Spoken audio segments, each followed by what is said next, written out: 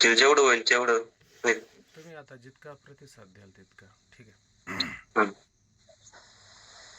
विचार सागर तरंग चौथा, आणि चौथ्या तरंगामध्ये चैतन्याचे 4 प्रकार. आता आहे ना आकाशाचे 4 प्रकार लक्षात आले, कोणाला काही शंका नसेल तरच या ठिकाणी ना त्याला चैतन्याचे 4 प्रकार कसे आणि काय हे लक्षात येऊ शकतं, अन्यथा नाही. थोडं सावध व्हा, लक्ष द्या, म्हणजे लक्षात येऊन जाईल. कुटस्थ चैतन्य, जीव चैतन्य, ईश्वर चैतन्य आणि ब्रह्मचैतन्य, हे चैतन्याचे काय आपल्याला 4 प्रकार या ठिकाणी लक्षात घ्यायचे. तर त्याच्यामध्ये आता आपण सगळ्यात आधी तर जसं आपण पाहिलं तर घटाकाश, घट आणि घटात असलेलं आकाश. ठीक आहे. तर ते जसे 2 गोष्टी विचारात घेतले तसे या ठिकाणी किती गोष्टी विचारात घ्यायच्या? 2 गोष्टी विचारात घ्यायच्यात. मग आता 2 गोष्टी कशा विचारात घ्यायच्यात ते पण पहा. कुटस्थ चैतन्याचे लक्षण, बुद्धी किंवा वेष्टी ज्ञानाचे अधिष्ठान जे चैतन्य ते कुटस्थ चैतन्य. जसं तुम्ही म्हणता का नाही, अंतकरणाचे अधिष्ठान काय? बोला. अंतकरणाचे अधिष्ठान काय झालं दुसऱ्या तरंगात ना? बोला आता. चैतन्य. आहे का नाही? अंतकरण अधिष्ठानाचे चैतन्य, अंतकरण अधिष्ठान चैतन्य असं म्हणायचं आहे का नाही? मग त्या अंतकरणाचं अधिष्ठान कोण आहे? चैतन्य. आणि त्या चैतन्यावरती, अधिष्ठानावरती काय भासलं आहे, काय अध्यस्त आहे? अध्यस्त काय असतं? बुद्धी. बुद्धी म्हटलं आहे का नाही? इथं तर वेष्टी पण म्हटलेलं आहे, वेष्टी अज्ञान आहे का नाही? हा पण शब्द आलेला आहे का नाही? मग 2 गोष्टी या ठिकाणी आल्या, एक बुद्धी पण आलेला आहे. मग बुद्धीला तुम्ही अंतकरण पण म्हणू शकता का? मन म्हणू शकता का? अहंकार म्हणू शकता का? अंतकरणाचेच हे 4 प्रकार आहेत. 4 प्रकार आहेत ना अंतकरणाचे, आहे का नाही? अंतकरणाच्या परिणामाला वृत्ती म्हणतात, आणि ती वृत्ती कशी 4 प्रकाराने होत असते. ज्यावेळेस ती अंतकरणाची वृत्ती निश्चयात्मक होते तेव्हा त्या वृत्तीला काय म्हटलं जातं? बुद्धी असं म्हटलं जातं. ती वृत्ती अंतकरणाची जेव्हा संकल्प विकल्प करते तेव्हा तिला मन असं म्हटलं जातं. आणि जेव्हा ती अंतकरणाची वृत्ती पूर्वपार चिंतन करू लागते तेव्हा तिला चित्त असं म्हटलं जातं. आणि एखाद्या पदार्थाविषयी हे माझं आहे, माझा आणि त्याचा काहीतरी संबंध आहे, म्हणजे त्या पदार्थाविषयी काय अभिमान धारण करणं, अभिनिवेश धारण करणं, तादात्म्य धारण करणं, अशी जेव्हा अंतकरणाची वृत्ती करते का नाही तेव्हा त्या अंतकरणाच्या वृत्तीला अहंकार असं म्हटलं जातं. हे अंतकरणाच्या वृत्तीमध्ये आता अंतकरण अधिष्ठान म्हटलं आणि बुद्धी अधिष्ठान म्हटलं, काय फरक पडतो का? काही फरक पडत नाही. पण आता इथं फार महत्त्वाचा मुद्दा असं लक्षात घ्यायचा की अंतकरण आहे, पण अंतकरण जे निर्माण झालेले ते कशापासून निर्माण झाले बरं? कोणाला येईन का सांगता? अंतकरण जे निर्माण झालेलं आहे ते कशापासून निर्माण झालेलं आहे? त्याचं कारण काय बरं? असं विचार करा. शुद्ध सत्व. शुद्ध सत्वगुणापासून तयार झाले. ठीक आहे, इथपर्यंत लक्षात आलं. बरं, आणि प्रकृतीचे किती गुण असतात? 3 गुण असतात ना? सत्व, रज आणि तम, ही 3 गुण असतात. आता आपलं हे लक्षात आलं की सत्वगुणाचं कार्य अंतकरण आहे, पण सत्वगुणापर्यंत जाऊन पोहोचलो. पण हे 3ही गुण कशाचे आहेत? मायेचे आहेत. माया. आणि माया व्यापक आहे का नाही? माया त्या ठिकाणी कशी असते? व्यापक असते. थोडक्यात असं लक्षात घ्या की घराच्या जवळ आपण एक झाड लावलं. कशाचं एक झाड लावलं? समजा आपण एक नारळाचं झाड लावलं आहे का नाही? तर त्या नारळाचं झाड एक आहे ना घरापाशी आपल्या, आणि कोकणात गेलं तर नारळाची झाडं किती आहेत? अनेक झाडं आहेत. मग एकासाठी आपण काय म्हणतो? वेष्टी म्हणतो, आणि अनेकांसाठी काय म्हणतो आपण? समष्टी असं म्हणतो. मग आता कोकणातली जी नारळाची झाडे त्याला तुम्ही काय म्हणणार? वेष्टी म्हणणार का समष्टी म्हणणार? बोला बरं. वेष्टी. समष्टी. कोकणातल्या झाडांना आपण समष्टी असं म्हणू शकतो. अनेक आहेत, ऐक नाही. आणि घरापाशी एक झाड आहे त्याला काय म्हणणार आपण? वेष्टी म्हणा, ऐक नाही. मग आता हे अज्ञान आहे, बरोबर का नाही? अज्ञान काय आहे? अज्ञान आहे कारण. म्हणजे आपण तिला माया म्हणतो, तिला प्रकृती म्हणतो, तिला प्रधान म्हणतो, तिला अविद्या म्हणतो, तिला अज्ञान म्हणतो, आहे का नाही? मग आता अज्ञान जे असतं ते मायेच्या ठिकाणी आहे का? व्यापकत्वाच्या ठिकाणी आहे का? थोडक्यात असं लक्षात घ्यायचं की वेष्टी अज्ञान जे दिलंय का नाही ते अविद्येच्या ठिकाणी धरायचं. वेष्टी अज्ञान कुठे धरायचं? जे अविद्या आहे ना त्या अविद्येच्या ठिकाणी वेष्टी अज्ञान धरायचं. आणि समष्टी जे दिलंय का नाही समष्टी, तर तिथं घ्यायचं माया वाटलं असतं. तिथं काय घ्यायचं? माया. आता ईश्वराच्या ठिकाणी आहे ना वेष्टी घेऊन चालेल का? मग ईश्वराच्या ठिकाणी काय घ्याल तुम्ही? समष्टी घाला ना. समष्टी म्हणजे त्याला उपाधी कोणती लागली? माया उपाधी लागली. आणि जीवाला कोणती उपाधी लागली? समष्टी अज्ञान म्हणजे अविद्या उपाधी लागली. वेष्टी जीवाला वेष्टी अज्ञान म्हणजे कोणती उपाधी लागली? अविद्या वेष्टी उपाधी लागली. ठीक आहे. जीवाला वेष्टी अविद्या अज्ञान ही उपाधी लागली, त्याला वेष्टी म्हटलं, एकासाठी लागली. ऐक नाही बर. आणि ईश्वराला कोणती? माया समष्टी रूपाने लागलेली उपाधी, असं विचारात घेऊ शकतो. ऐक नाही. आता हे असं विचार घ्या की मन बुद्धी चित्त किंवा अंतकरण त्याला कारण कोण आहे? थोडक्यात लक्षात काय आलं आपल्या? आता अज्ञान कारण आहे ना. अज्ञान कारण आहे का नाही? आणि एकाचं अज्ञान आहे का अनेकाचं अज्ञान? त्याच्यात एकाचं अज्ञान आहे का? एकाच्या अज्ञानाला काय म्हणायचं? वेष्टी अज्ञान म्हटलं आहे का? म्हणजे ते कारण आहे. मग वेष्टी अज्ञान काय झालं? थोडक्यात कारण झालं आहे का नाही? आणि मन बुद्धी चित्त अहंकार हे काय झालं? कारणाचं हे काय झालं? कार्य झालं. लक्षात आलं तुमच्या? एक आहे कारण आणि एक आहे कार्य. ऐक नाही. आता कार्याचं अधिष्ठान म्हणलं किंवा कारणाचं अधिष्ठान म्हणलं काही फरक होईल का? आता बोला. मातीचं अधिष्ठान म्हणा किंवा घटाचं अधिष्ठान म्हणा, काय फरक पडतो का? हा. मग आता माती इथं कशाच ठिकाणी घ्यायची आणि घट कशा ठिकाणी घ्यायचा? माती ईश्वराच्या आणि जीवाच्या. ईश्वराचं कशाला मध्ये घेता? सरळ घ्या. माती कारण आणि माती समष्टी. माती समष्टी झाली आणि घट वेष्टी झाला. बरोबर आहे ना? आलं लक्षात ना? हा.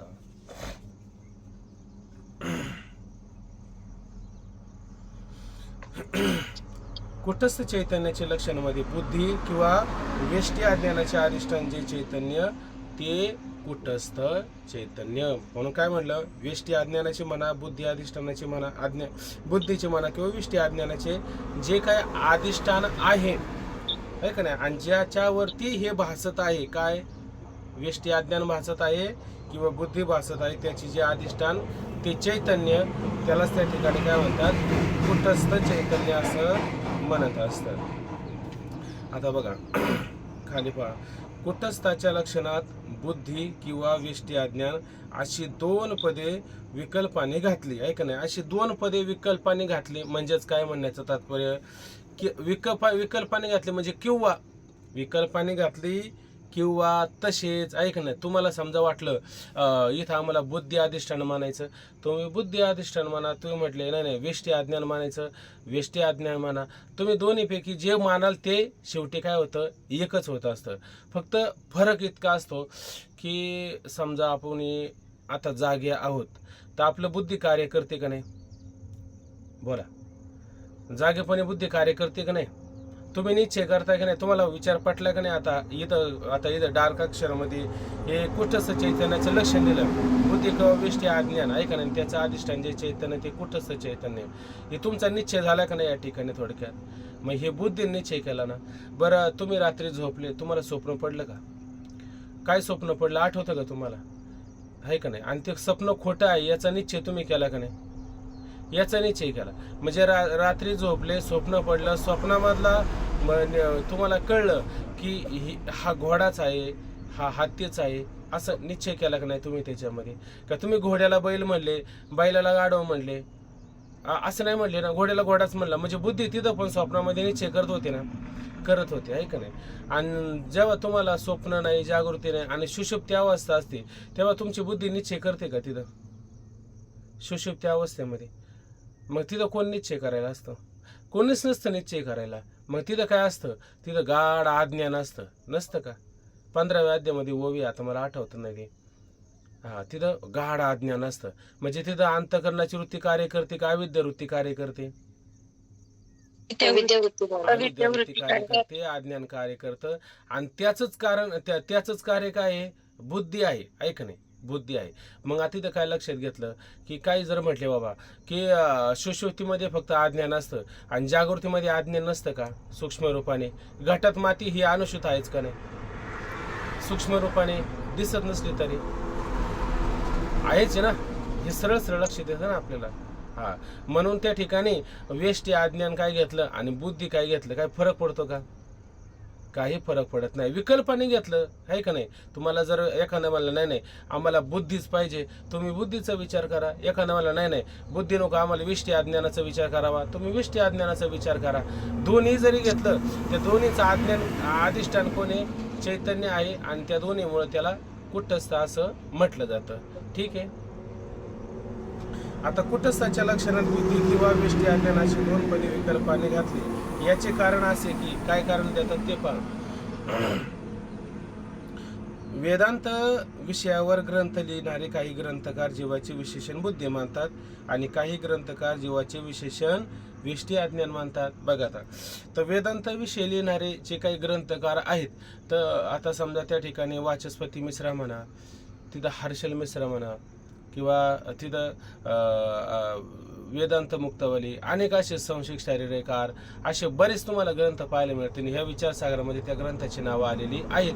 तर त्याच्यामध्ये प्रत्येकाची मतं किंवा प्रत्येकाची मान्यता ही मात्र भिन्न भिन्न आहे त्या ठिकाणी, आहे का नाही? तर ज्याला जे मानायचं त्या ठिकाणी त्याने ते मांडलेलं आहे. म्हणून वेदांत विषयावर ग्रंथ लिहिणारे काही ग्रंथकार जीवाचे विशेषण.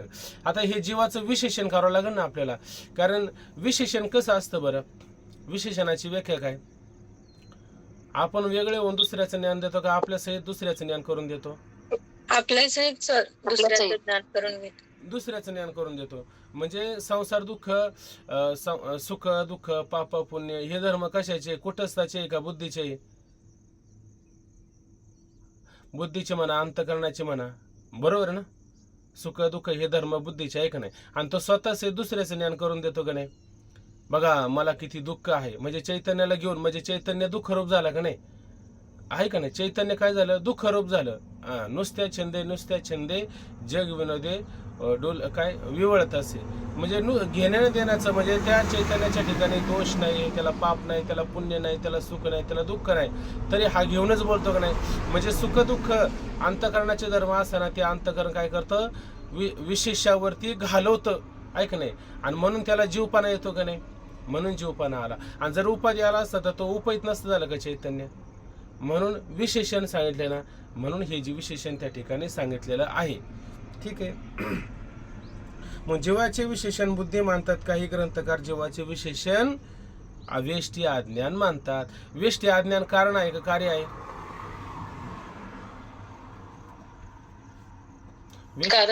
वेष्टी अज्ञान कारण आहे, ऐका नाही? हे लक्षात आलं ना? आणि बुद्धी काय आलं?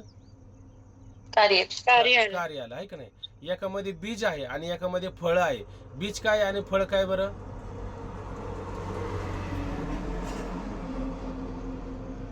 जाऊ दे, नाही कळलं. वृक्ष आणि बीज हे लक्षात येतं का नाही? बीज म्हणजे कारण नाही का आणि वृक्ष म्हणजे फळ नाही का? असं लक्षात घ्या वाटलं असतं. चला पुढे होईलच ते. भिन्न भिन्न दृष्टीने दोघांचेही म्हणणे खरं आहे. आता दोघांचं म्हणणं बरोबरच आहे ना? चुकीचं काय तेव्हा? एकाने कारणाला मांडलं आणि एकाने कार्याला मांडलं. कसे जर झाले, गट फोडला तरी त्याच्यामध्ये मातीच निघणार आहे, ऐक नाही? मग शेवटी कारण त्याच्यामध्ये आहेच ना. हा, तसं बुद्धी जरी म्हटलं तर त्या बुद्धीचं कारण कोण आहे? अज्ञानच आहे ना. हे आपल्याला कळणारच आहे. त्याच्यामुळे भिन्न भिन्न मताने दोघांनी जरी भिन्न भिन्न मांडलं असेल तर काही फरक पडत नाही, चालून जातं ते. हे खरे आहे. सूक्ष्म विचाराने विष्टी अज्ञान विशेषण मानणे चांगले. आता बघा त्यांचं असं म्हणणं आहे, जर सूक्ष्म विचार केला, ऐक नाही, तर आपण घाटाला घ्यावा का मातीला घ्यावा? सूक्ष्म विचार केला तर झाडाला घ्यावा का झाडाचं बीजच घ्यावा? झाडाचे बीज. ऐक नाही? तसं एवढा घट घेण्यापेक्षा माती घेतली तर आपण कधी पण घट बनवू शकतो का नाही? तसं बुद्धी घेण्यापेक्षा बुद्धीचं कारण विष्टी अज्ञान घेतलं तर सोपं होईल का नाही? बरं, सुषुप्तीमध्ये तुम्ही मानणार, जागृतीपणे मानू शकत नाही का विष्टी अज्ञान? आणि स्वप्नामध्ये मानू शकता की नाही? म्हणजे ते वेष्टी अज्ञान तुम्हाला तिन्ही अवस्थामध्ये मानता येईल का नाही? आणि बुद्धी अधिष्ठान घेतलं, आपलं बुद्धी जर घेतली तर बुद्धी अधिष्ठान नाही म्हणायचं, बुद्धीच म्हणायचं. तर बुद्धी समजा घेतली तर दोनच अवस्थेमध्ये उपयोग ठरतो, आणि तिसऱ्या अवस्थेत तिचा उपयोग ठरतो का? जेव्हा सुषुप्तीतून तुम्ही जाग व्हाल तेव्हाच तुम्हाला बुद्धीचा विचार करता येईल ना. मी सुखाने झोपलो होतो हे म्हणायला, निश्चय करायला सुषुप्तीमध्ये उपयोग आहे का? नाही उपयोग. मग त्याच्यापेक्षा बुद्धी मानण्यापेक्षा वेष्टी अज्ञान मानलं तर काही फरक पडणार आहे का? उलट ते सूक्ष्म विचार केला तर ते उलट काय होईल, आपल्याला सोपं होईल ना. बरोबर ना. सूक्ष्म विचाराने वेष्टी अज्ञान मानणे चांगले आहे, कारण वेष्टी अज्ञानात जीवतत्वाचे बीज आहे. ऐकणे, आता वेष्टी अज्ञानामध्ये काय सांगितलं? वेष्टी अज्ञानात जीवतत्वाचं, तुम्ही जो जीव म्हणणार आहात का नाही, त्या जीवतत्वाचं काय त्याच्यामध्ये बीजच आहे. ऐक नाही, जीवपणा काय झाला बरं आपल्याला? कोणाला अभंग आठवतं का? कल्पना अविद्या तेने झाला जीव. ऐक नाही, हे म्हटलं का नाही त्याच्यामध्ये? म्हणजे त्या वेष्टी अज्ञानामध्ये काय आहे? अज्ञान म्हणजे नुसती कल्पनाच. ऐक नाही, वाया मन हे नाव एरवी कल्पनाची त्याच्यामध्ये कल्पना करताना काय आहे? त्या ब्रह्मतत्वाला जीव असा भाव तयार झाला. ऐक नाही, म्हणून वेष्टी अज्ञानात जीवतत्वाचे बीज आहे. बीज कारण आहे का कार्य आहे? आता इथं काय लक्षात घ्यायचं? बीजाला काय लक्षात घ्यायचं? कारण लक्षात घ्यायचं. ठीक आहे ना.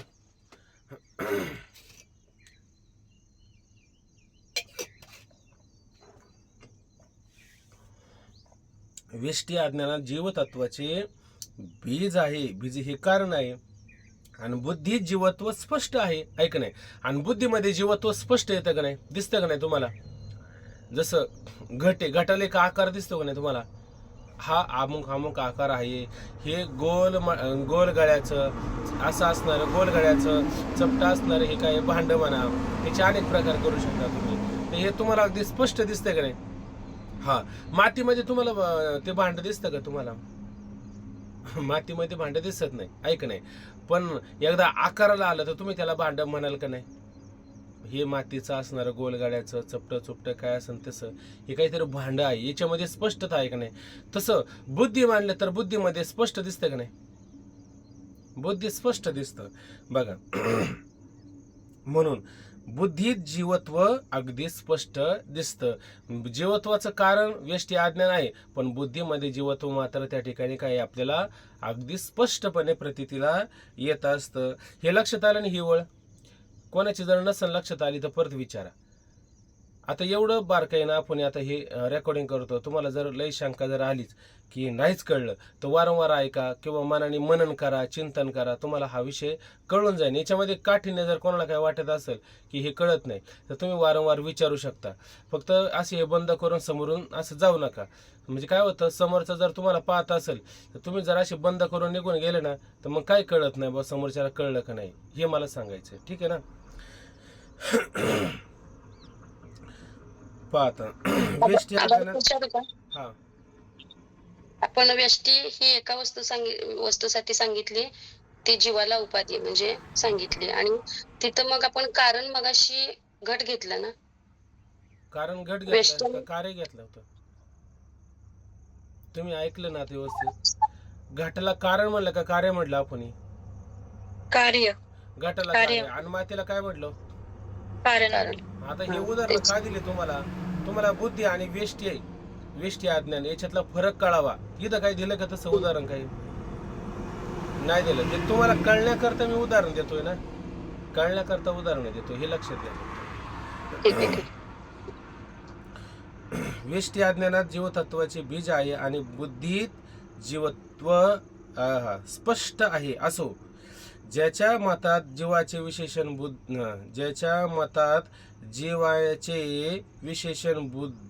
विशेषण फक्त बुद्धी आहे, त्यांचे मताने कुटस्थाचे लक्षण बुद्धी अधिष्ठान चैतन्य असे होईल. आणि ज्यांच्या मतात जीवाचे विशेषण वेष्टी अज्ञान आहे, त्यांचे मताने कुटस्थाचे लक्षण वेष्टी अज्ञान चैतन्य असे होईल. ओंकार महाराज, प्रश्न तयार होईल का? वेष्टी अज्ञान अधिष्ठान चैतन्य असे होईल. हा, म्हणजे काय प्रश्न तयार करणार? कोणच्या मतात? इथं इथं प्रश्न तयार करायचा ना आपल्याला. मग प्रश्न कसा तयार व्हायला पाहिजे बघा बरं. ज्याच्या मतात जीवाचे विशेषण फक्त बुद्धी आहे, त्याच्या मताने कुटस्थाचे लक्षण काय होईल? हम्म दुसरा प्रश्न, ज्याच्या मताने हम्म जीवाचे विशेषण व्यष्टी अज्ञान आहे, हम्म तर त्याच्या मताने कुटस्थाचे लक्षण काय होईल? काय होईल आहे का नाही? हे दोन लक्षात आले का नाही प्रश्न? बर, तुम्हाला दोन मत भिन्न भिन्न रूपाने मांडल्यात का नाही ग्रंथकाराने? हा, ज्याने जीवाचं लक्षण बुद्धी अधिष्ठान केलं असन ते बुद्धी अधिष्ठान चैतन्याचं लक्षण झालं, आणि ज्याने जीवाचं लक्षण काय केलं, जीवाचं लक्षण विष्टी अज्ञान केलं असेल तर ते विष्टी अज्ञान चैतन्य त्या ठिकाणी होऊ शकतं. अशी भिन्न भिन्न मत आहे, सरळ सरळ मत आहे, जास्त काय त्याच्यात घ्यायचं नाही. असे होईल. व त्या दोन्ही मतांना विरोध राहू नये म्हणून आम्ही बुद्धी किंवा व्यष्टी अज्ञानाचे जे अधिष्ठान चैतन्य ते कुटस्थ चैतन्य असे लक्षण केले, आहे की नाही? आता कोणाला विरोध होऊ नये किंवा कोणाला कमी अधिकपणा येऊ नये म्हणून आम्ही काय केलं की बुद्धी पण घेतलं आणि व्यष्टी पण घेतलं. पण बुद्धीपेक्षा व्यष्टी अज्ञान हे अतिशय उत्तम आहे. फक्त बुद्धीमध्ये जीवत्व अगदी स्पष्ट प्रतीला येतं, इतकंच फरक आहे. पण व्यष्टी अज्ञानामध्ये कारणामध्ये मात्र ते कारण आहेच, म्हणून त्याच्यामध्ये बुद्धी घ्या व्यष्टी अज्ञान घ्या. आणि दोघांना घेतलं तर काय फरक पडतो का? तर ते असे, आता उदाहरण असं घ्यायचं की असं मी ऐकलं होतं की ते एक जर म्हटला घोडा कुत्रे इतकाच आहे, म्हणे घोडा किती कुत्रे इतका आहे, आणि एक जर म्हणला घोडा इतकाच आहे, म्हणजे उंच असतो घोडा, आहे का नाही? माणसाच्या डोके इतकं खांदे इतका असा उंच माणूस असा असन तसा, आणि एक म्हणला नाही घोडा आहे ना कुत्रे इतकंच दिसतं म्हणे. तर त्याचं कारण होतं, एक डोंगरावर उंच गेला होता मनुष्य आणि त्याने पायथ्याला पाहिलं तर त्याला घोडा कुत्रे इतकं दिसला ना, का उंच दिसेल, आणि जो घोड्याच्या जवळ होता त्याला घोडा उंच दिसेल ना. मग दोघांचं म्हणणं बरोबर आहे का चुकीचं आहे? दोघांचं म्हणणं बरोबर आहे ना. तसं तुम्ही व्यष्टी अज्ञान काय म्हटलं आणि व्यष्टी अज्ञान अधिष्ठान काय म्हटलं आणि बुद्धी अधिष्ठान काय म्हटलं तर काय फरक पडतो का? दोन्ही एकच आहे, एकच होईल ना. चैतन्य तर तेच आहे, आणि उपाध्या लावताना त्या फक्त कशा आहे थोड्या भिन्न भिन्न रूपाने असल्या तरी पण त्याला ते तात्पर्य काय दोघांचं एकच तात्पर्य, फक्त जीवत्व येतं का नाही त्या ठिकाणी हे महत्वाचं आहे. कारण एक विशेष आलं, बरोबर ना, बारक्या नाही का, एक विशेष आलं आणि एक विशेषण आलं. मग काळा घोडा असं जर म्हटलं तर मग काळा घोडा आणि काळा घोडा असं होतं का नाही?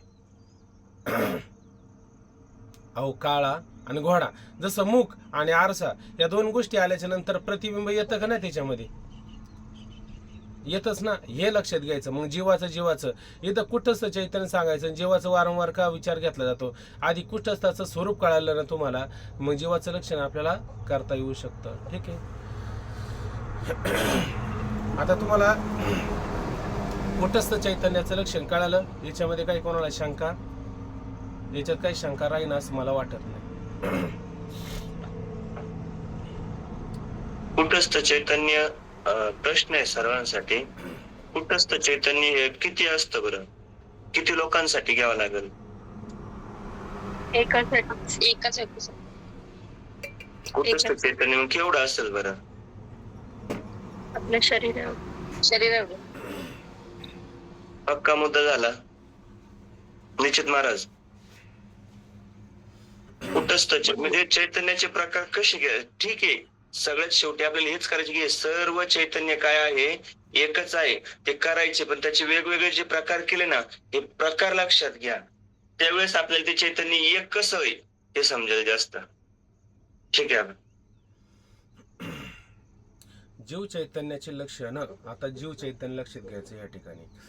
वर सांगितलेले काय सांगितले वरती, आता वर माशी तुम्हाला म्हटलं की नाही, ह्या दोन गोष्टी सांगितल्या, आरसा आला मुख आलं म्हणजे मुखाचं प्रतिबिंब येतच. ठीक आहे, आता वर सांगितलेले कुटस्थ चैतन्य आणि अनंत जन्माच्या वासना किंवा कर्माचे संस्कार ज्या बुद्धीत किंवा अंतःकरणात आहे. काय सांगितलं? एक कुटस्थ चैतन्य तर आपल्या लक्षात आलं की नाही, आणि दुसरं काय आलेलं आहे आपल्या लक्षात?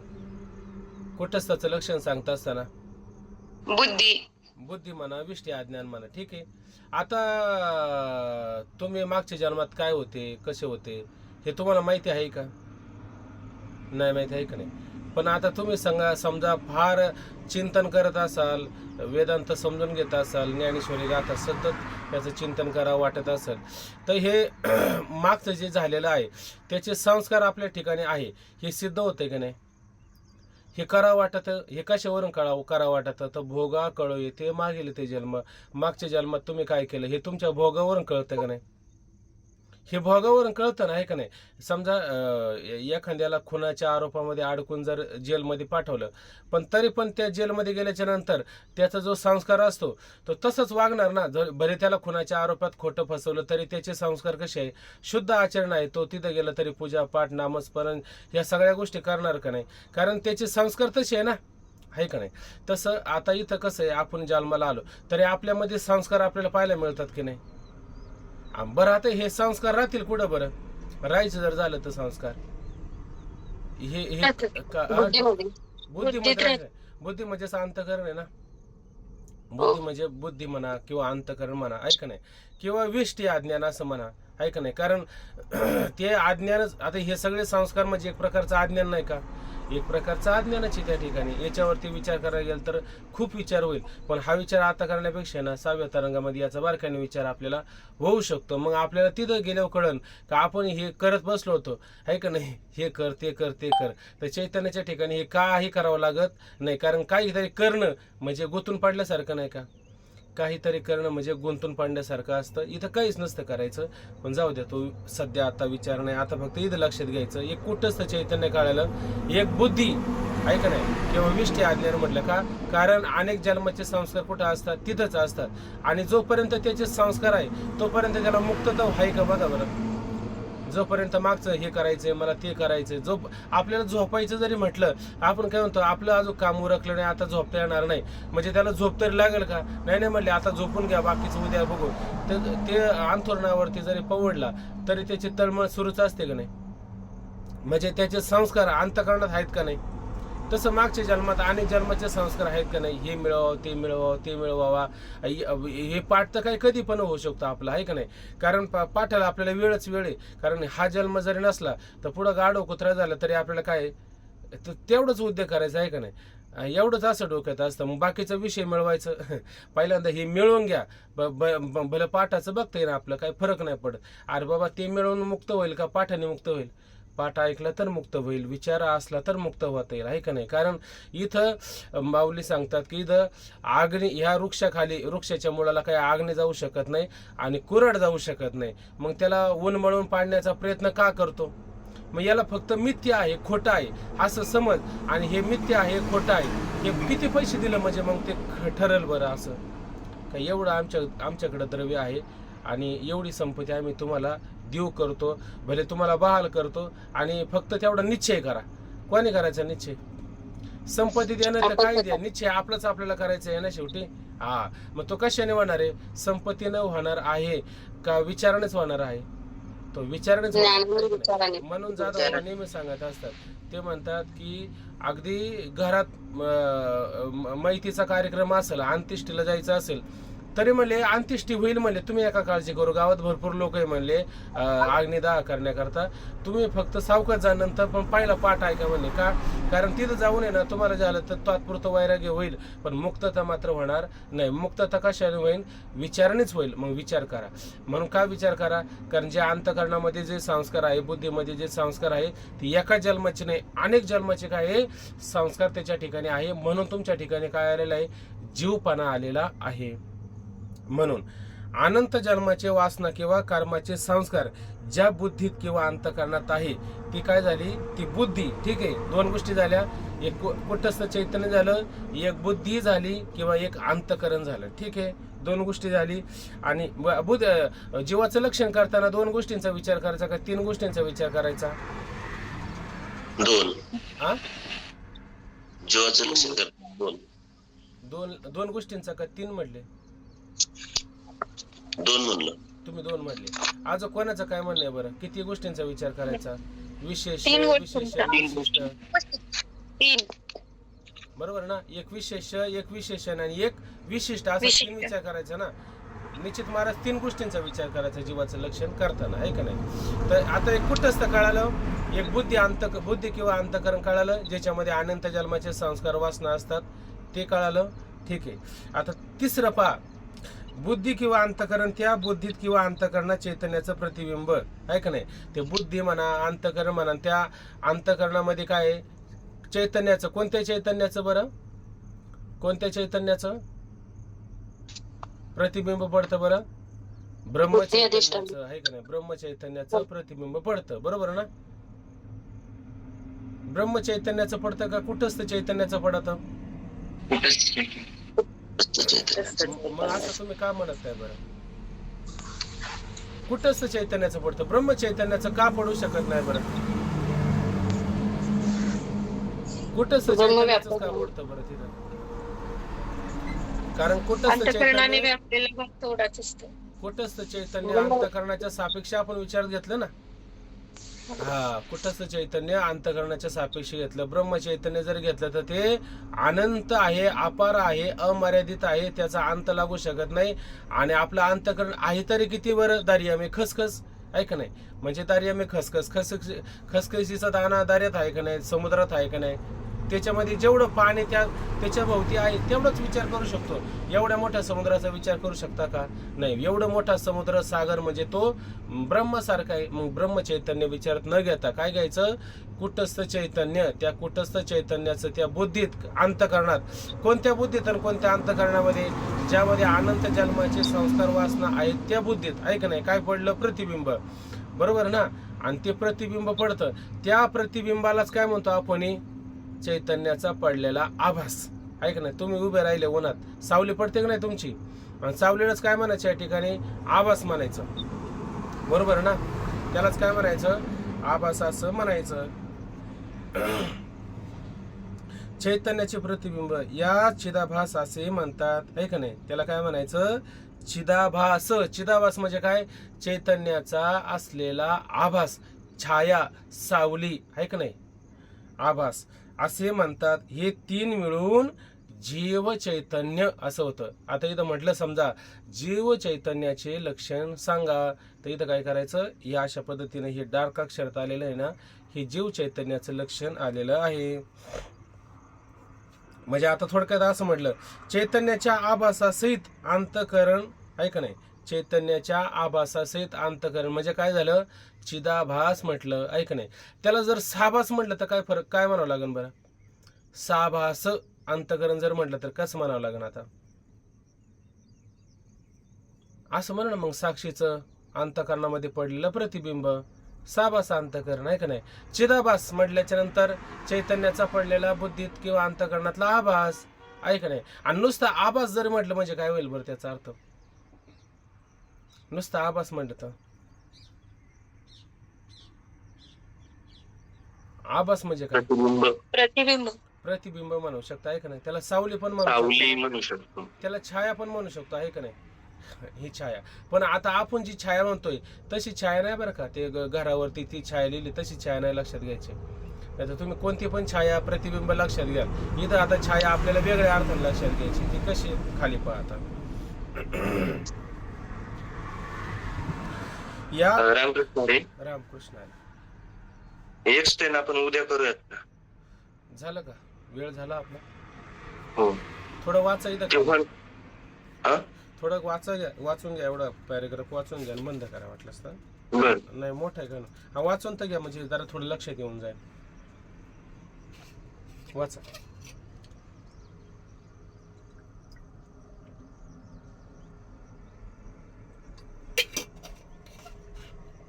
मी वाचू बघा आता.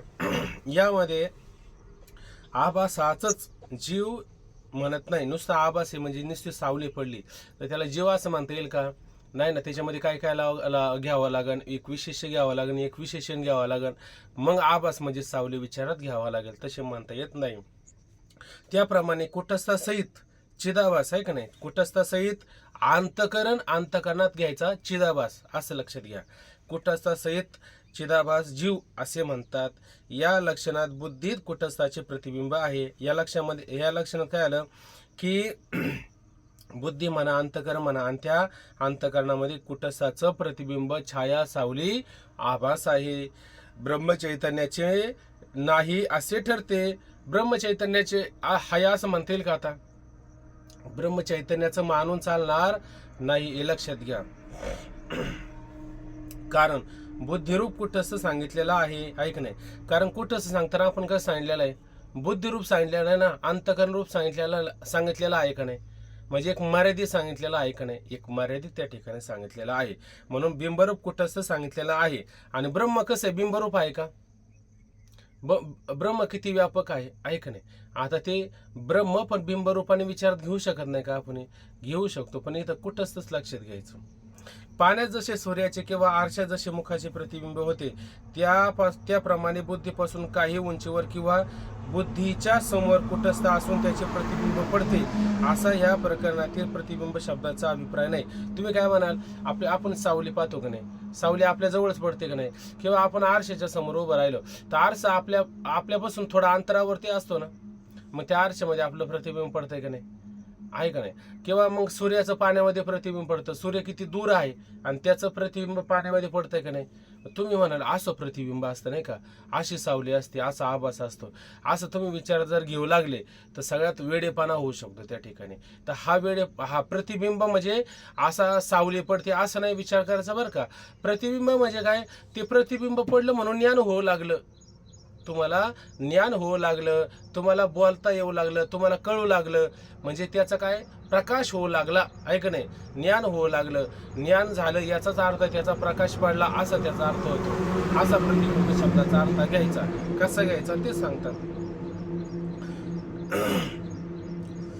तर ज्याप्रमाणे लाल रंगाच्या फुलावर स्फटिक ठेवला असता त्या स्फटिकामध्ये फुलाचा तांबडेपणा दिसून येतो, तो स्फटिकातील तांबडेपणा फुलाचे प्रतिबिंब आहे का नाही? बघा प्रतिबिंब कसं पडलं बघा बरं, की स्फटिकाला कोणतं रूप आहे का? स्फटिकाला कोणतं नाही, एकदम असा काचसारखा मणी असतं, आहे का नाही? त्याला काही रूप वगैरे काही नसतं. तर त्याच्यावरती समजा तुम्ही जास्वंदाचं फुल ठेवलं समजा, तर जास्वंदाचं फुल कसं आहे? लाल आहे ना, लाल गुलाबी अशी जास्वंदाची फुलं असतात. म्हणजे स्फटिकाची शिळा उपाधीने मिळे भाव दावे लाल पिवळे संगे तुकोबरा म्हणतात. मग त्या स्फटिकाला काही उपाधी वगैरे काही नसते. मग तुम्ही ते फुल ठेवलं की ते स्फटिक कसं दिसतं? तसंच दिसतं ना, तसंच त्या ठिकाणी दिसत असतं, ऐक नाही? मग तांबडेपणा फुलाचे प्रतिबिंब आहे. आणि ते कसं दिसतं? स्फटिक तुम्हाला लाल दिसतो ना, स्फटिक लाल आहे का त्या ठिकाणी? स्फटिक लाल नाही, पण तुम्हाला लाल दिसलाय का नाही? तो स्फटिक जसा लाल दिसतो का नाही, ते लालपणा आहे का नाही? त्या लालपणा म्हणजे लालपणाच म्हणजे ते जास्वंदाचं काय त्या ठिकाणी? ते लालीपणा स्फटिकामध्ये तो लालपणा प्रतिबिंब, सावली, छाया, आभास, आहे का नाही? असं त्याला त्या ठिकाणी विचारात घ्यायचं. त्याचप्रमाणे कुटस्थाच्या आश्रयावर असणारी जी बुद्धी किंवा अंतकरण त्यात कुटस्थाची प्रकाशता, ऐक नाही? त्याचप्रमाणे कुटस्थाच्या आश्रयावर काय? बुद्धी म्हणा, ऐक नाही, अंतकरण म्हणा, ऐक नाही? अंतकरण अधिष्ठान चैतन्य, त्या चैतन्याचं काय आहे? बुद्धीत किंवा अंतकरणामध्ये काय पडलेलं आहे? प्रतिबिंब पडलेलं आहे. म्हणून जी बुद्धी किंवा अंतकरण त्या कुटस्थाची प्रकाशता, ऐक नाही? म्हणजे कुटस्थाची काय पडलेली? प्रकाशता. म्हणून ते ज्ञान होऊ लागलं का नाही त्याला? तो कुटस्थ आता त्या बुद्धीमध्ये प्रकाश होऊ लागला का नाही? त्याचं प्रकाशन कुठं झालं? कुटस्थाचं बुद्धीत झालं ना, अंतकरणात झालं ना, ऐका नाही? हा त्याचा जो प्रकाश आहे, हा प्रकाशच त्याचं प्रतिबिंब नाही का? हा प्रकाशच त्याचं त्या ठिकाणी काय आहे? प्रतिबिंब आहे. त्यात कुटस्थाची प्रकाशता म्हणजे कुटस्थाच्या सामान्य ज्ञानाची जी विशेषता ते कुटस्थाची प्रतिबिंब, ऐक नाही? जे सामान्य ज्ञान आहे का नाही तुम्हाला? सामान्य ज्ञान आहे, मी आहे असा जो प्रकाश आहे का नाही, हे जे ज्ञान आहे का नाही, हाच प्रकाश आहे, हेच ज्ञान आहे, हाच त्याचा साक्षीभाव आहे. आणि तेच काय त्या ठिकाणी विशेषता आहे. ती कुटस्थाची प्रतिबिंब सामान्य प्रकाश स्वच्छ उपाधीचा संबंध झाला तर उपाधीमुळे प्रकाशाला विशेषता येते. बघा, सामान्य प्रकाश स्वच्छ उपाधीचा संबंध झाला, ऐक नाही? स्वच्छ उपाधी कशी पाहिजे त्या ठिकाणी? स्वच्छ उपाधी असेल, ऐक नाही? मग स्वच्छ उपाधीचा संबंध झाला तर उपाधीमुळे प्रकाशाला विशेषता येते.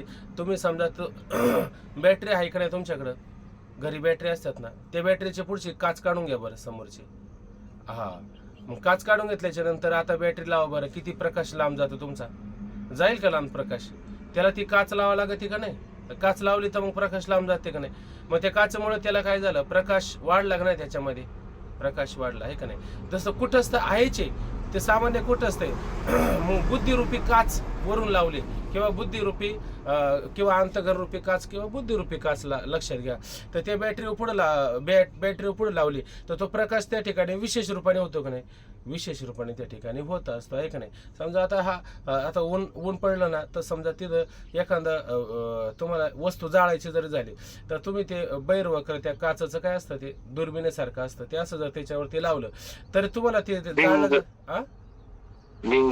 भिंग आहे का नाही? आणि त्याने ते गवत कागद वगैरे जाळू शकता का नाही? जाळू शकता. आता सामान्य सूर्याचा प्रकाश होतो त्याने ते जळत होतं का?